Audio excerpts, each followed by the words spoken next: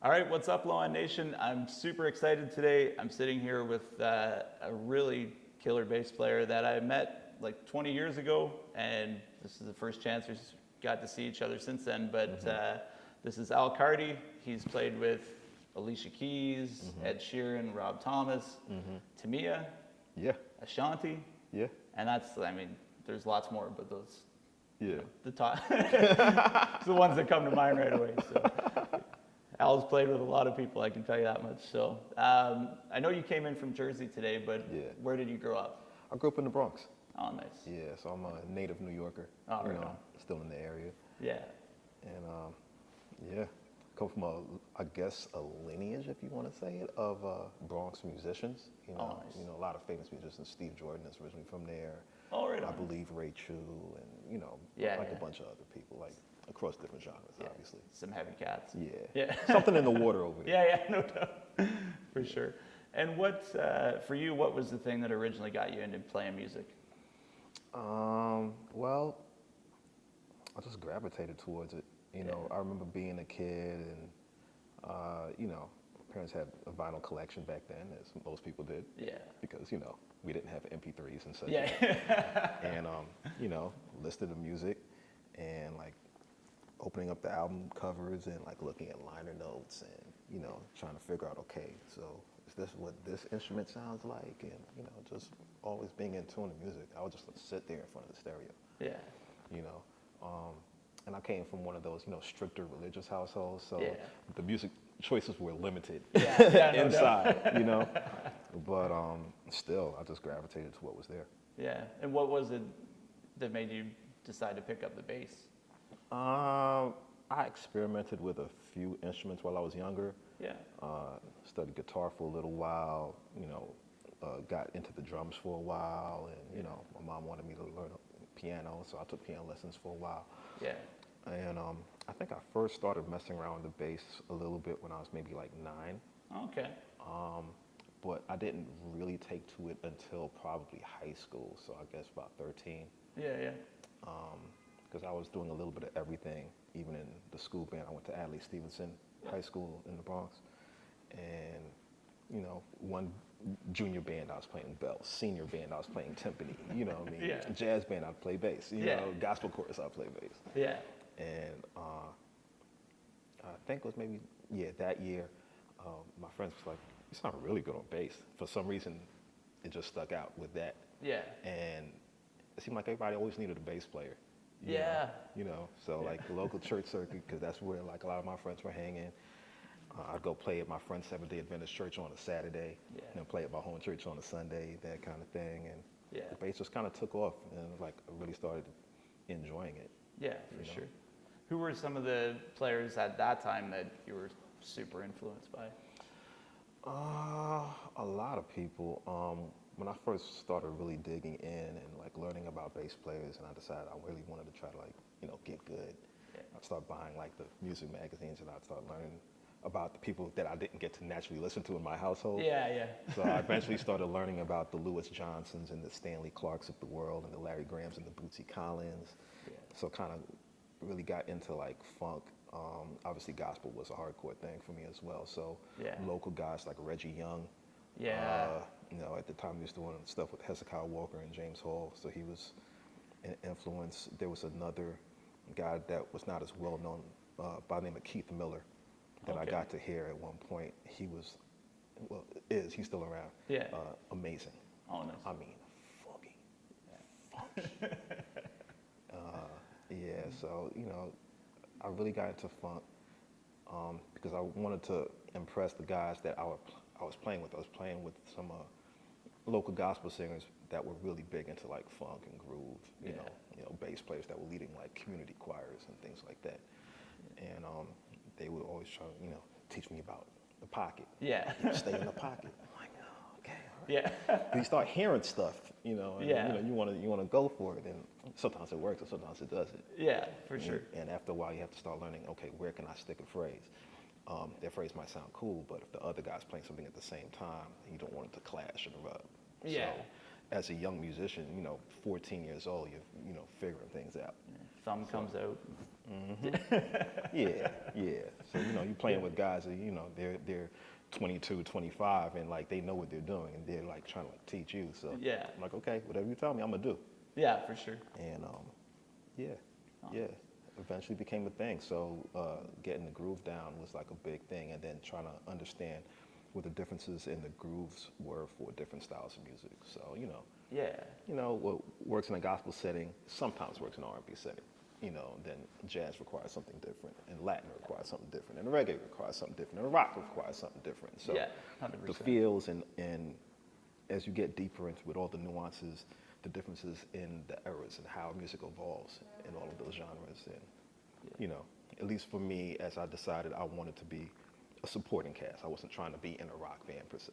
Yeah. I wanted to, tour with different people and do different kinds of sessions. So understanding all of those nuances and how to play my role and be versatile was a priority for me. Yeah, it's not the easiest thing to switch from one genre to the other, especially. No. And you'll see some guys too where they're killer in one genre, and then you'll see them play something else, and it's like technically it's there, but it's that that groove or pocket that goes with the music that's a little backwards to what they're used to doing. That really stands out, right? So And you went to school for music as well. Yeah. And where at school was that again? I went to SUNY Purchase. Oh, okay. Yeah. So I stayed local. Yeah, for sure. Yeah. I stayed local the whole time. Yeah. And I studied jazz up there. So we had some great teachers. So I had a private instructor named Tony Cimarosi. Oh, nice. That was very influential. He was another one of those guys because he had actually written it was a smaller book, but he wrote a book that was called World Beat Grooves for Bass. Oh, cool. And I think Hal Leonard published it, if I remember correctly.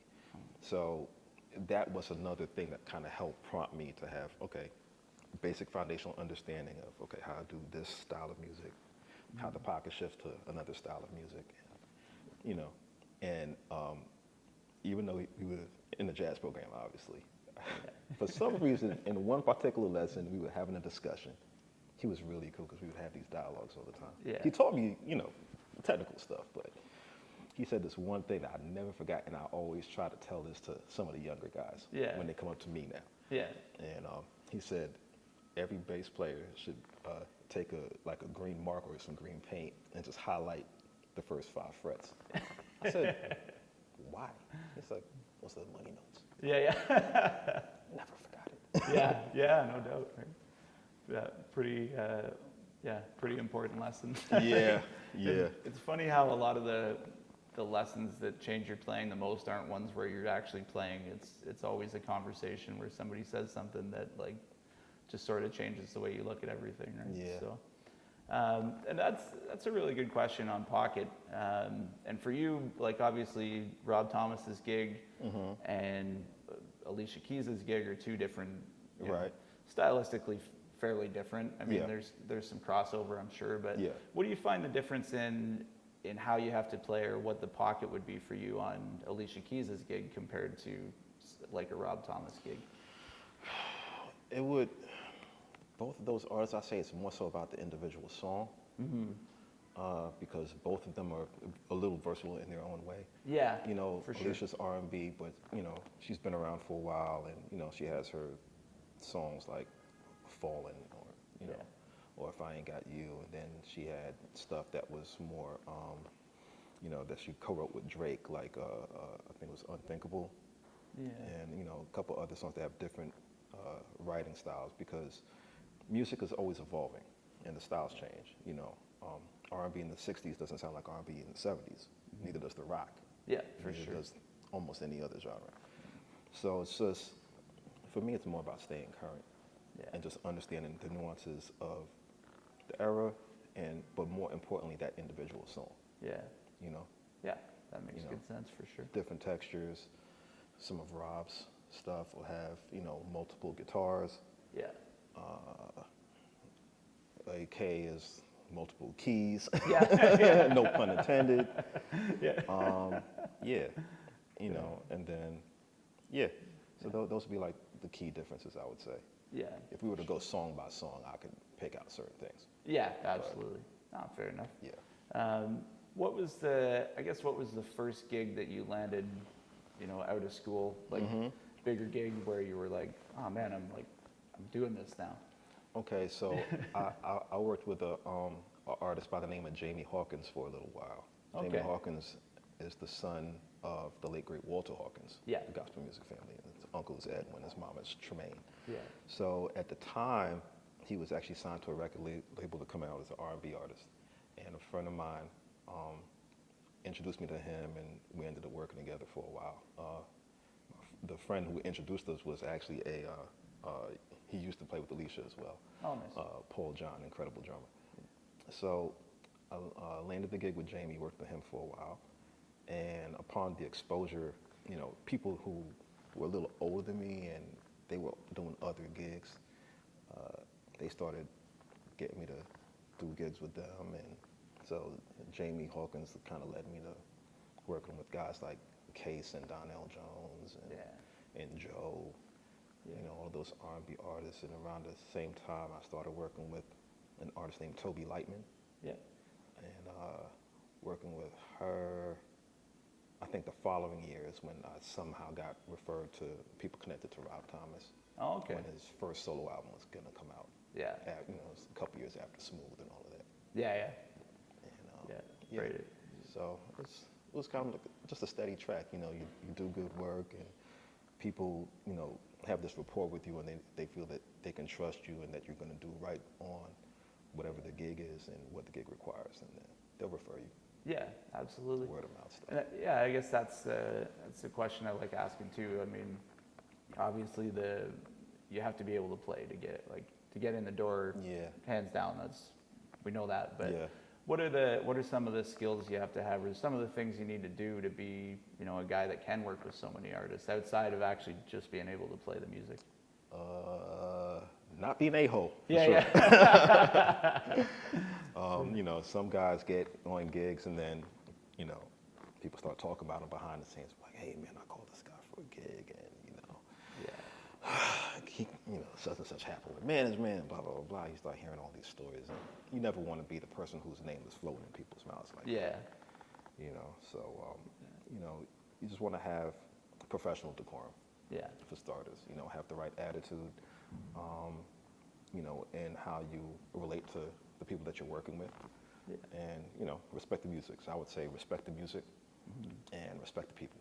Yeah, fair enough. So what are some things that you were practicing when you were first learning, or some things that you think that young players now should be working on? Definitely, the metronome thing, playing with a click. Yeah. We all have to play with clicks all the time now. A lot of live shows are done to clicks now, especially if you're running tracks. Yeah. So you might as well get used to it. Yeah. I think a lot of the younger players actually are already used to it. Yeah. There may be some of the players that are a little older that certain situations require them to. And they're like, oh, I don't want to. It's like, dude, you haven't had to do this for so long. But there's a lot of people doing wedding gigs or even doing them to track and stuff. I remember I had a colleague tell me one time that they saw a master class of a very well-known jazz fusion bass player. I will not name his name. Yeah. Until we're off camera. Yeah. Perfect. And this guy had the audacity to tell these young people that, they should practice without the click. And I'm like, absolutely not. Because when I go to the studio, I'm playing to a click. Mm-hmm. I came up, before everybody was doing complete records on laptops, doing hip hop records, playing to an MPC. That's a click. Yeah. we have live shows. They're running time code. They got to run time code for the lights. So even if you don't hear extra tracks, sometimes they're going to run click for the actual song anyway. Yeah. Learn how to play it with click. Yeah. It's simple. It's the new way. Yeah. It's just like, not having Venmo or PayPal to receive your payments. Kind of need them. Yeah. By the way, is PayPal? I have them all, bro. Zelle, PayPal, Venmo, Cash App. Got them all. Yeah. So in a lot of ways, keeping up with the technology required to play. It's going to change, too, right? It's going to change. Yeah. Yeah. And I know from anybody I talk to, it's more and more gigs that they're doing, even things you wouldn't think sometimes are just to click because all those reasons, it lights. Absolutely. Or somebody just wants to try and keep things tight and they know that when they got the click, hopefully, it's going to be on. Yeah. Absolutely.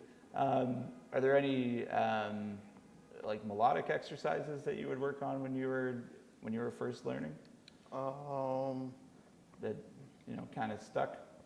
I don't know about melodic exercises. I mean, I did the same scales everybody else does. It's just trying to find different positions. Like this is a 5-string, so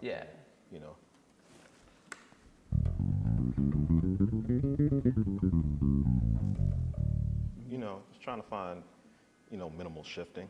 Yeah, I think is cool. Yeah, for sure. So that's like a thing. Like I'm kind of doing the Jocko thing, leading off with the middle finger. So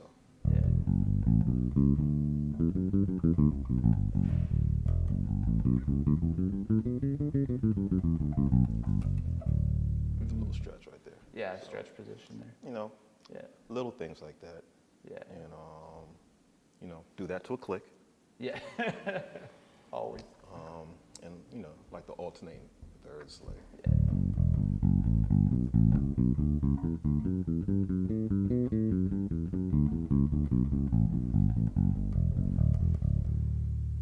It's always good to be able to, again, minimize your shifting if you can. Yeah. And rhythmic, like right hand stuff, sometimes just not even doing anything with the left hand and just, up and down, over and over, slow tempos, fast tempos. Yeah. Always with a click. Yeah. Always with a click. I mean, and what's cool is when you get used to playing with a click, I believe it helps strengthen your internal clock as well. Yeah. So, if you have a strong internal clock and you're playing with other guys who have a strong internal clock, you're good. It's going to be good. Yeah, I mean, you can never go wrong with that.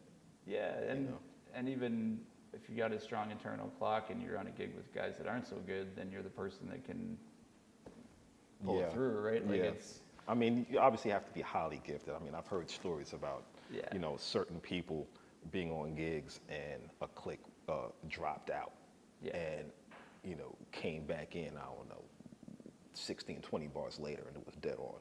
Yeah. Like, that's insane. Yeah. It's fantastic. I'm just saying, my time's good. It may not be that good.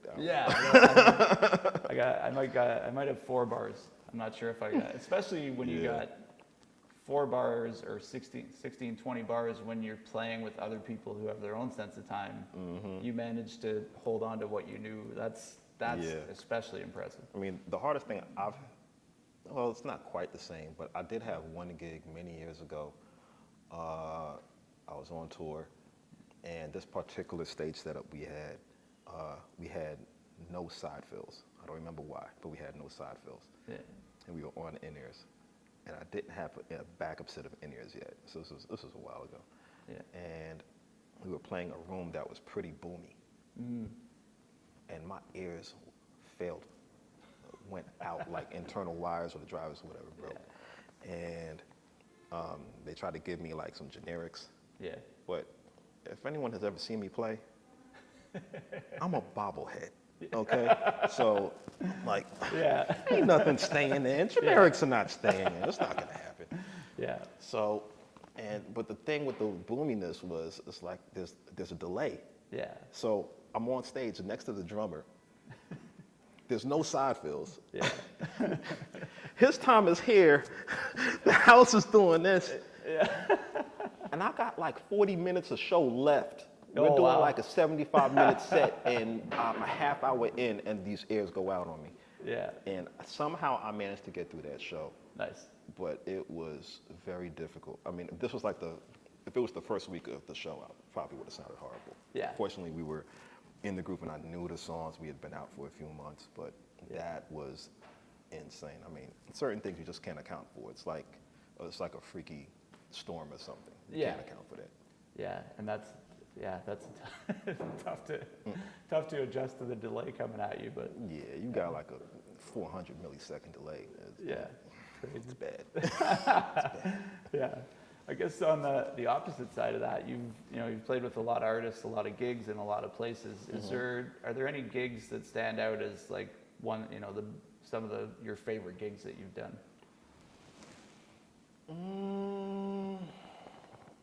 I've done a few really cool ones. Do you mean in terms of like the overall tour or like a specific musical moment? Like or the actual gig, like just a all of the above? Yeah, all of the above is good. Yeah. Well, last week I just did this benefit show, and one of the artists that we backed up, I was in the house band, was the great Mavis Staples, and you initially didn't expect to do this song, and then out of nowhere she kind of went into "I'll Take You There." And, and we, ran through it, and she was very happy with what I did. Oh, okay. For me, I'm like, okay, great, 'cause that's one of the first songs that I kind of like learned, and it's such a simple groove, but it has to feel good. Yeah, you know what 100%. I mean? Then it has like the little like bass solo in the middle, the little melodic. So just to get the nod of approval from someone like that when you have that situation is great. But I've been pretty blessed. I've been able to tour with and work with some really legendary artists. Rob I've been with for over 15 years. Yeah. I've worked with Enrique Iglesias, Tony Braxton, Queen Latifah, Meshell Ndegeocello, worked for a while with Christina. Some great gigs.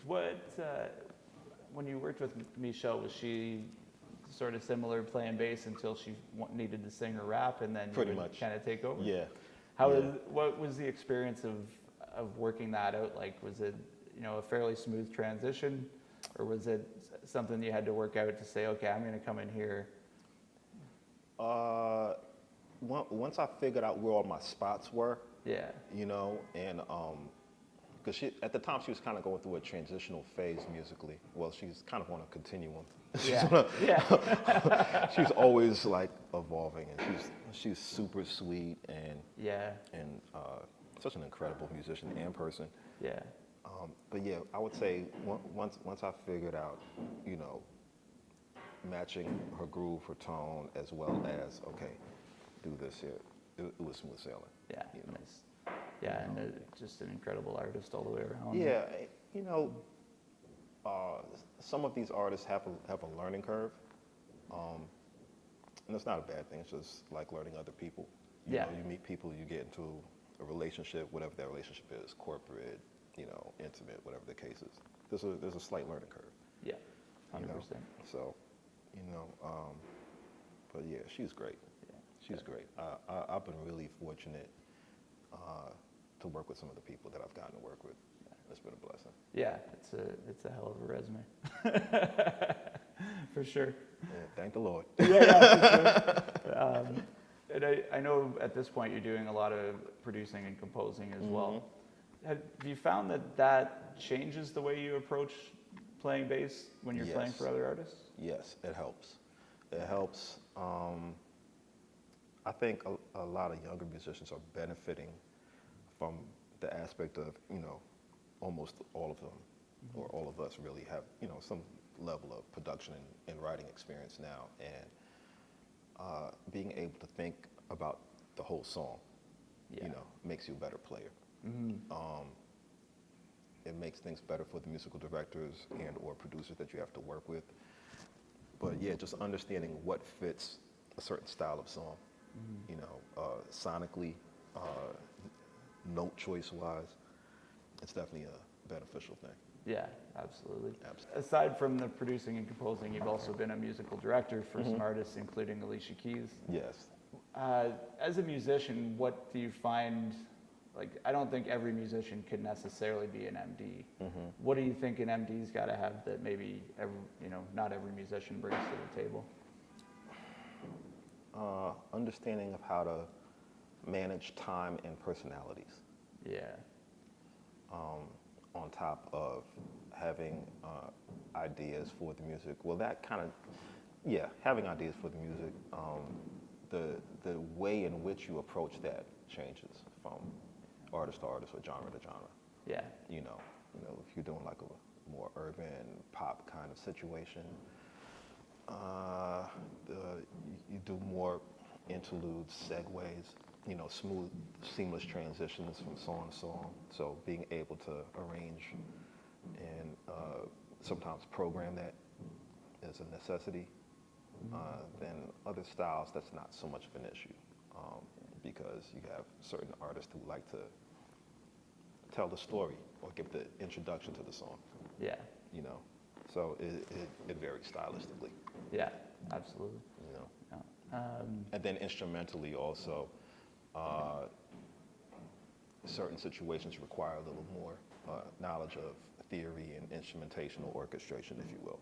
Yeah. Because, certain situations you may have horn sections. So then you have to get into the knowledge of, okay, what's the right voicing for the horns on XYZ part? Yeah. So arrangement, instrumentation, that kind of knowledge comes in handy.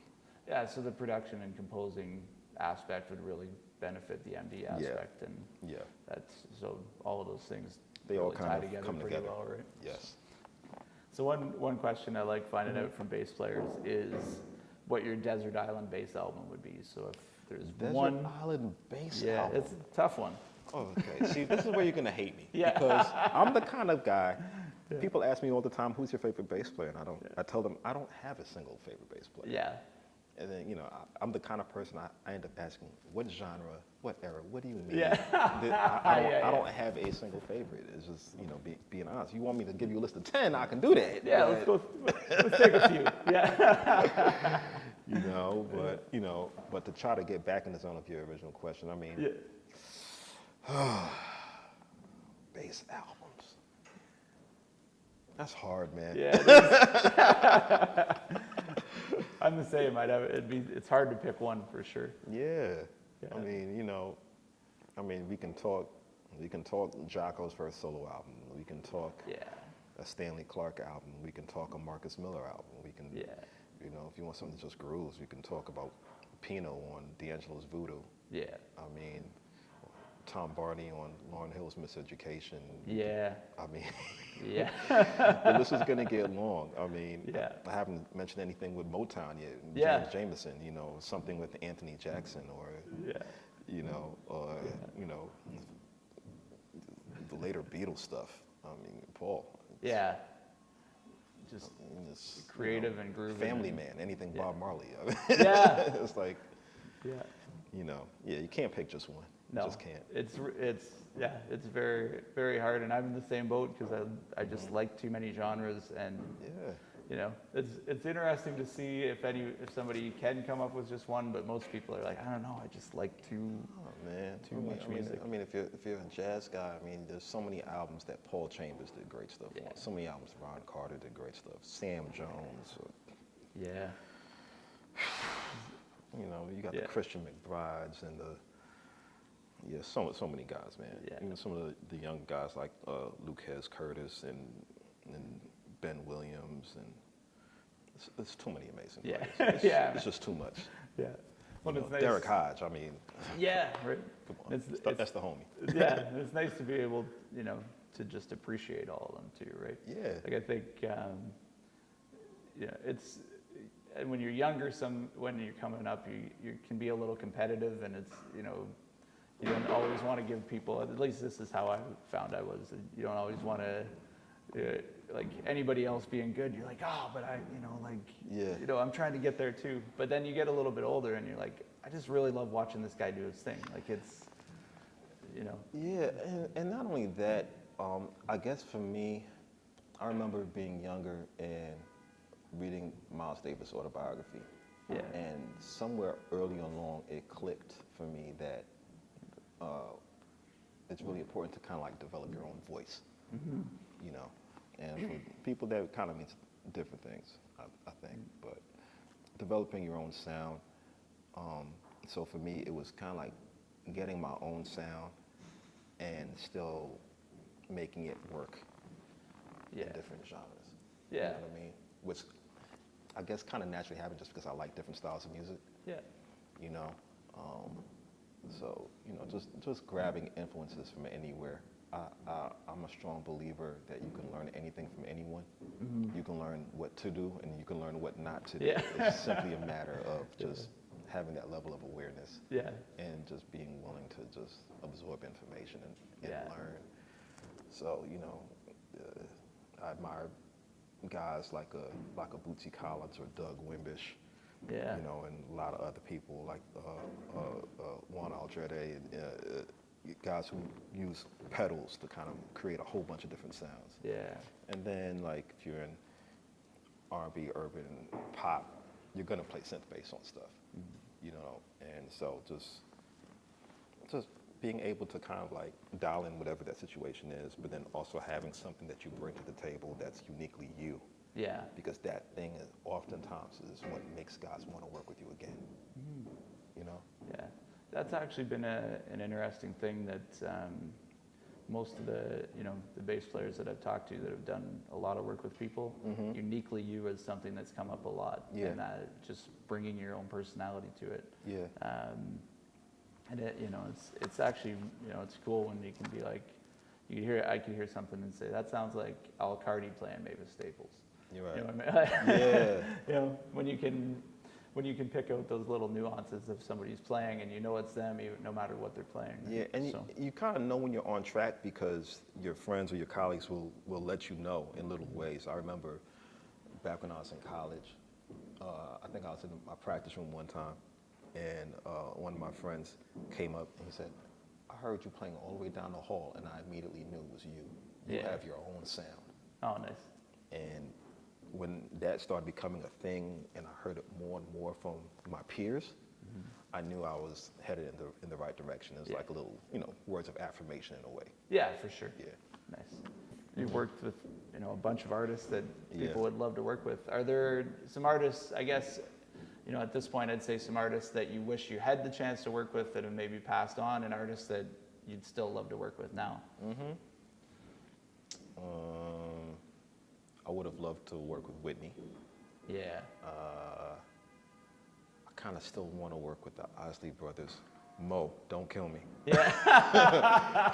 Maurice Fitzgerald, do not kill me, bro. Yeah. I'm not trying to take your gig, but man, that catalog is amazing. Yeah. Just So man. good. Yeah. Yeah.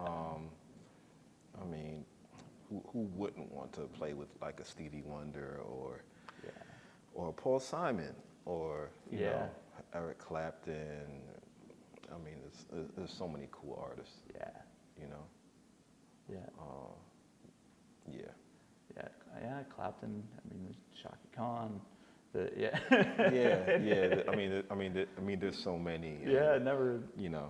And we know the guys that play with them, and they're all fantastic. So I don't want anybody giving me the side eye for running y'all at NAMM or backstage at a festival or something. Yeah. For sure. Hey, guys, trying to take my gig. I'm like,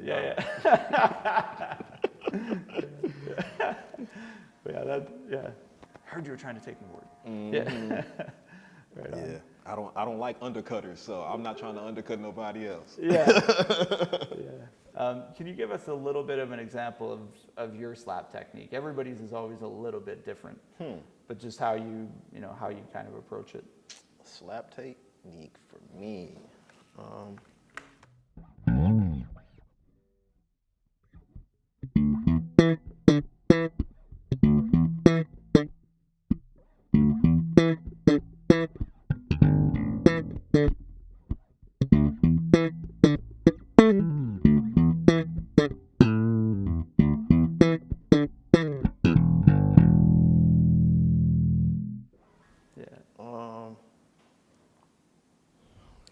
slapping. Yeah. I mean, I'm not doing the Lewis Johnson Thunder Thumbs, flying out here. I don't know how he did that. No, I didn't. But I'll never figure that out. yeah, for me, I kind of just, I try to keep my ergonomics consistent. That's just a personal thing for me because I don't want to ever develop carpal tunnel. Yeah. So, what I try to do, if you notice when I stand up, I don't keep my bass too low. Yeah. It's probably just a little lower than it is when I'm sitting. So there's some level of consistency there for me. And just put my hand in a comfortable spot, and I like the sweet spot right around here.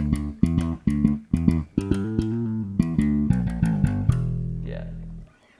So if you got a longer fingerboard and you got like 24, 26 frets, that might be a little tricky. Then you have to figure out what the sweet spot is off of that. Yeah. Because then you're gonna get the harmonics and stuff if you're right over the fret. Yeah, for sure.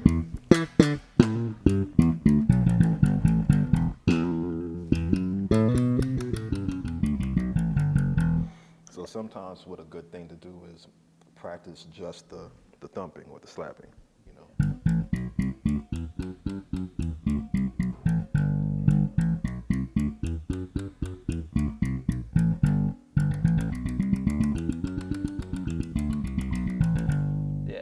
That kind of thing. And then you add the pop. So.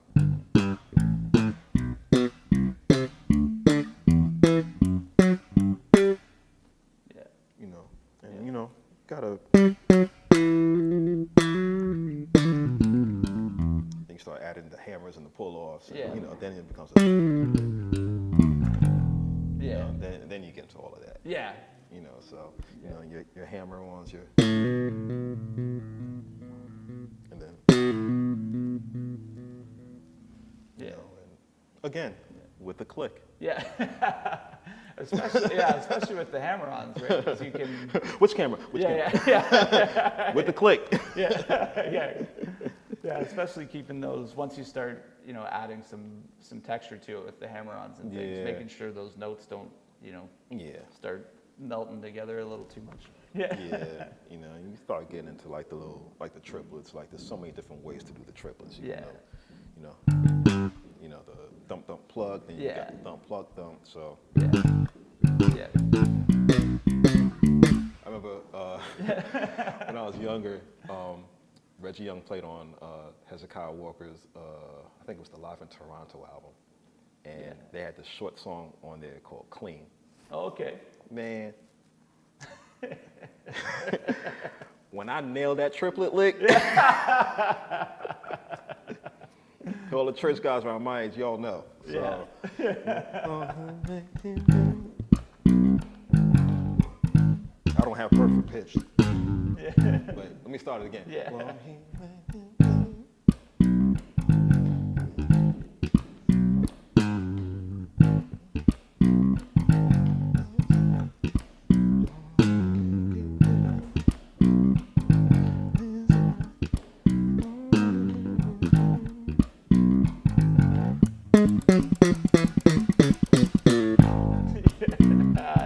That was on the album. When I heard that, I was like,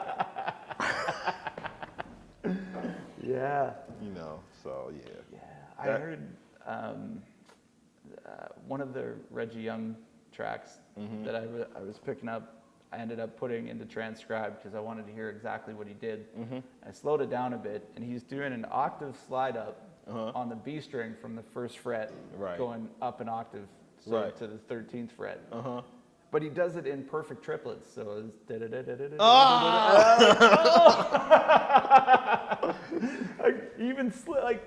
I never even thought about trying to do that, right? And he kept that triplets in perfect time with the slide up, just blew my mind. He's just so creative and so many cool ideas. Yeah, man. Yeah. You give him a hole, he's gonna do something amazing. Every time. He's great. He's great. Absolutely. So far you've played, like I said, you've had a really great career playing music with some great people. Yeah. What's the thing out of that whole experience that you're most grateful for? Outside the music itself, the traveling. Yeah. I've been blessed. Been to every continent Antarctica's the exception, obviously. Yeah. But yeah, I've been to, you know, so many countries. I'm sure over 40. Yeah. So yeah, and traveling, getting to see the world, meet people from all walks of life, all different cultures. Yeah. You know, that's a beautiful thing. Yeah. And you know, some of the shows have been pretty big. Played for, I don't know. I did one show in Tel Aviv with Enrique. I think we had like 38,000 or something crazy. Oh, really? Yeah. Nice. Yeah, big show. You know. Yeah. We did Live 8 with Rob, you know, back in, what was that, 05, 06. Yeah. So that crowd was, you know, huge. Yeah. You know, so yeah, just, you know, I just try to remain humble through the whole thing, you know. I still do clubs in the city, and, you know, when I gotta fly somewhere and play in an arena, whatever the case is, that's what we do. But, Yeah, for sure.